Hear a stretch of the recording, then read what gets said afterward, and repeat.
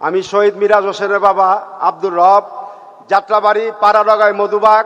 আপনারা দেখেছেন আমাদের সামনে গুণী মানুষগুলো আছে।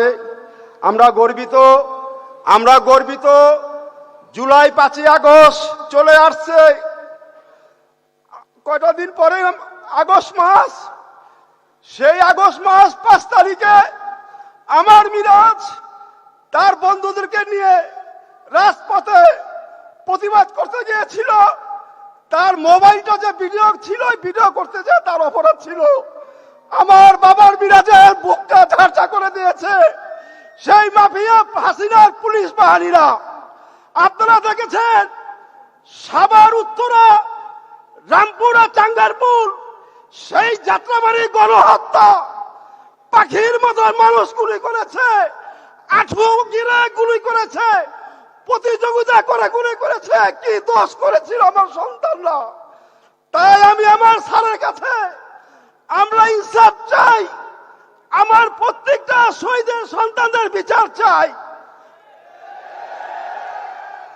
এবং খুঁজে যারা প্রকৃত দোষী তাদেরকে চিহ্নিত করে আমার সন্তানের হত্যার বিচার চাই। শুধু জুলাই আগস্ট না, যতগুলো মামলা হামলা গুম হয়েছে, প্রথমত শাপলা চত্বর হেফাজতের উপরে যেভাবে গুলি করে মেরেছে, আমি তর্জাত সাক্ষী।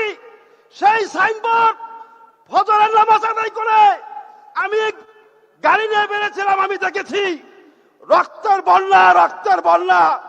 8 বছর 9 বছর 12 বছর বাচ্চাদের পিলকানা হত্যার যত হত্যা হয়েছে প্রত্যেকটা হত্যার বিচার চাই আমরা।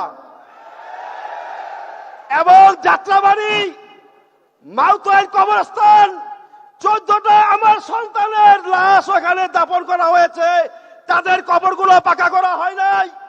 শুধু তাই নয়, আপনারা দেখেছেন কাজলা 2টি শহীদের কবর, শামিল্লা 4টি শহীদের কবর, পাড়াডাঙ্গায় আমার মিরাজ অন্তর জুয়েল 3টা কবর।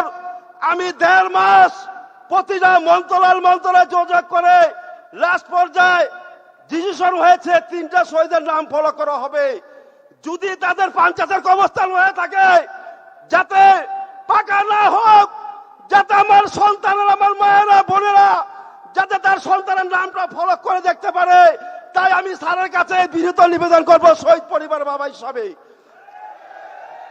এবং প্রত্যেকটা জেলায় থানায় উপজেলায় যেখানে শহীদের নামগুলো পাকা করা হয় নাই, নামগুলো যাতে খনন করা হয়।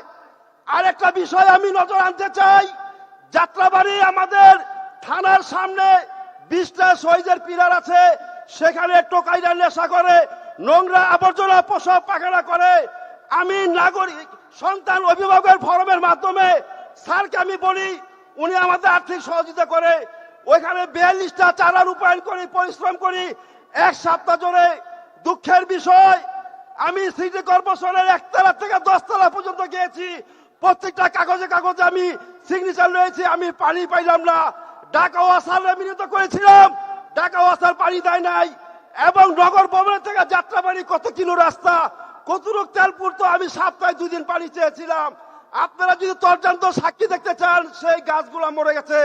তাই আমি বিনীত করব, যেখানে আমাদের যাত্রাবাড়ি শহীদের পিলারগুলো আছে, সেই পিলারগুলো যাতে তুলে যাত্রাবাড়ি চত্বরটা যাতে সব গোল করে একটা নজিরবিহীন ঘটনা সারা বিশ্বে যাতে দেখতে পারে সেই যাত্রাবাড়িতে কি ঘটনা ঘটেছিল। তাই আমি স্যারের কাছে অনুরোধ করব, যেখানে পিলারগুলো আছে কাজলা, শনিয়াকড়া, রায়েরবাগ, চিটাগাং রোড, সাইনবোর্ড পোস্টগুলা এবং যাত্রাবাড়ি সহ সেই পিলারগুলোর উপরে দাঁড়িয়ে পেশাব করে, আমার সন্তানের নামের উপরে পেশাব করে, সেই পিলার গাছে তুলে যাতে যাত্রাবাড়ি গোল চত্বরে যাতে রোপণ করা হয়। এই আমার বক্তব্য বলে বিচার করছি। আসসালামু আলাইকুম ওয়া রাহমাতুল্লাহ।